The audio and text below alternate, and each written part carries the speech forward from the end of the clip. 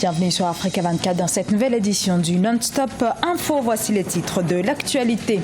Le code de la communication, toujours l'objet de controverses à Madagascar. Ce texte voté par les députés le 7 juillet porterait, selon certains journalistes, atteinte à la liberté de la presse et plus généralement à la liberté d'expression. Et les relations se détériorent au Mali entre la coordination des mouvements de l'Azawad CMA et les combattants du groupe d'autodéfense Touareg Ingad et alliés appelé Gatia au sujet de la gestion de la ville de Kidal. Et les affrontements au Soudan du Sud qui opposent depuis samedi les forces régulières aux anciens rebelles ont fait plusieurs centaines de victimes. Le secrétaire général de l'ONU, Ban Ki-moon, demande l'aide des pays voisins. L'Assemblée nationale malgache a entériné jeudi dernier le code de la communication, un texte vivement décrié par les journalistes qui dénonce une atteinte à la liberté de l'information. En effet, ce code de la communication prévoit notamment une amende pouvant aller jusqu'à 30 000 € pour diffamation ou injure envers les représentants du gouvernement. Mélina Bokassa. À Madagascar, le gouvernement est resté ferme sur le projet de loi sur le code de la communication. Malgré plusieurs manifestations publiques organisées par le mouvement des journalistes, il a finalement été approuvé par les députés à l'Assemblée nationale ce jeudi 7 juillet. Mais l'article 20 de la future loi contestée sanctionne sévèrement les journalistes traitant de sujets liés à la vie privée des hommes politiques ou critiquant les actions de l'État. Les journalistes eux-mêmes, nous-mêmes, ne sont pas contre une loi qui réglemente le métier, quoi.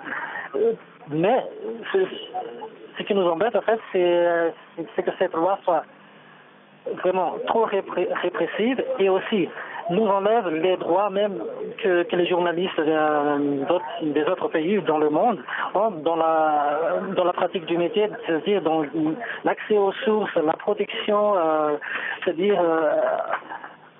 en fait il y a toujours un risque.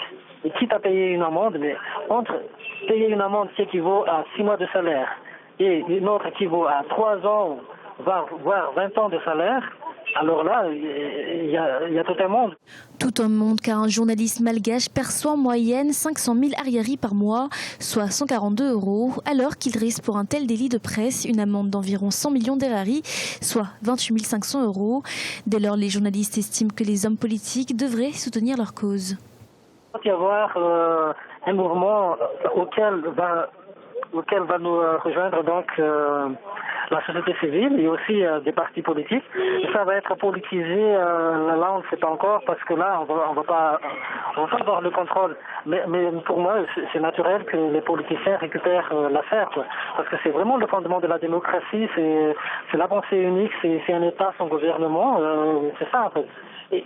Et on prépare des réactions. Moi-même, par exemple, je suis formateur et moi, ma réaction, c'est de concevoir donc une formation qui va s'intituler « Comment survivre au code de la communication ».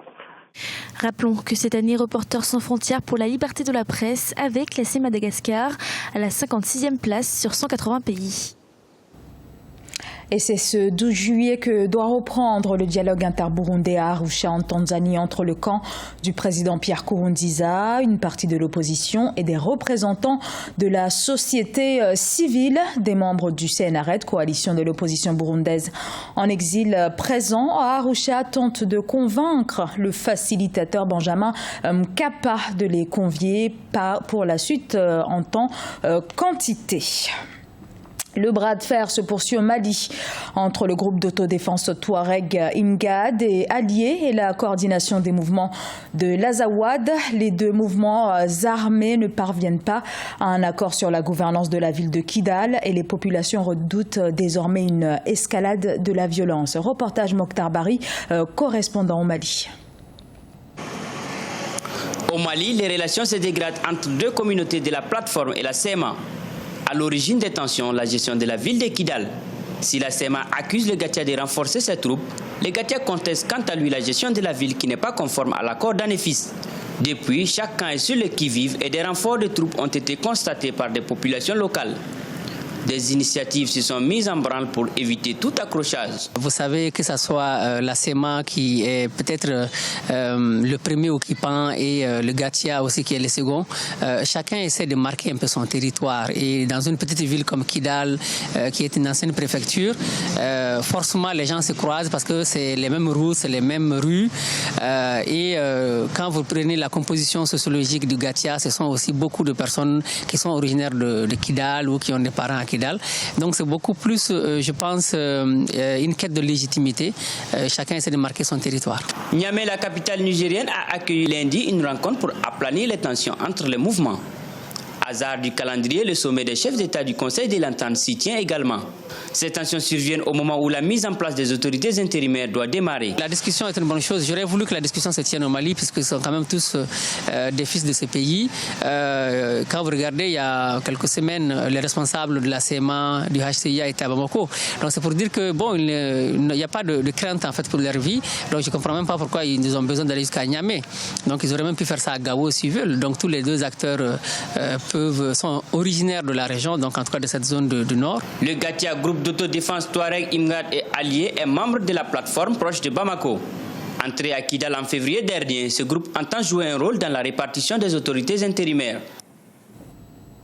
Et il s'agit d'un nouveau coup dur pour le football béninois. Depuis ce lundi, un mandat d'arrêt international pèse contre plusieurs membres de la Fédération béninoise de football, dont Moucharafou Anjorin, élu président de la FBF il y a un mois. Les membres du comité de normalisation dirigé par Rafiou Paraíso sont également visés. Ils sont accusés d'avoir outrepassé la décision de justice qui interdisait l'organisation du congrès électif du 9 juin 2016.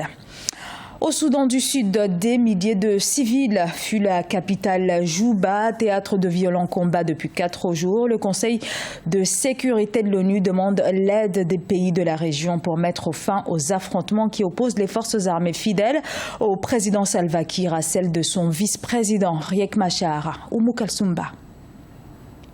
Suite à des affrontements à Juba entre des proches du président Salva Kiir et des gardes du corps du vice-président Riek Machar, lors de l'anniversaire de l'indépendance du Soudan du Sud, le chef de l'État et son vice-président ont fermement condamné les violences.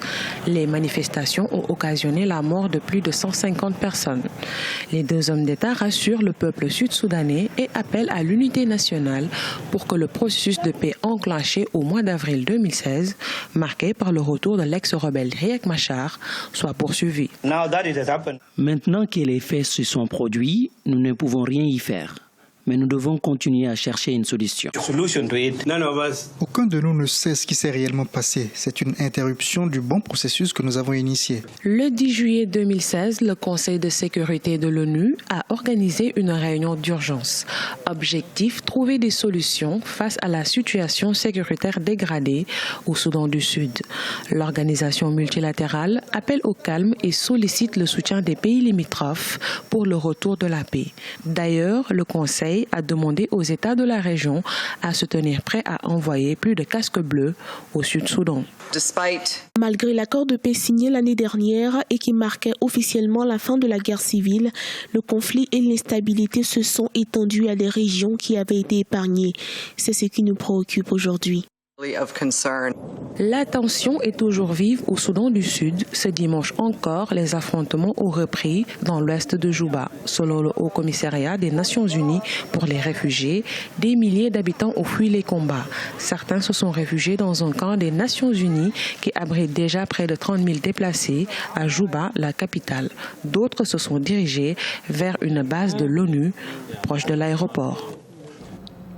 C'était le journal de la rédaction. Merci de l'avoir suivi. Dans un instant, une nouvelle édition de l'information sur Africa 24.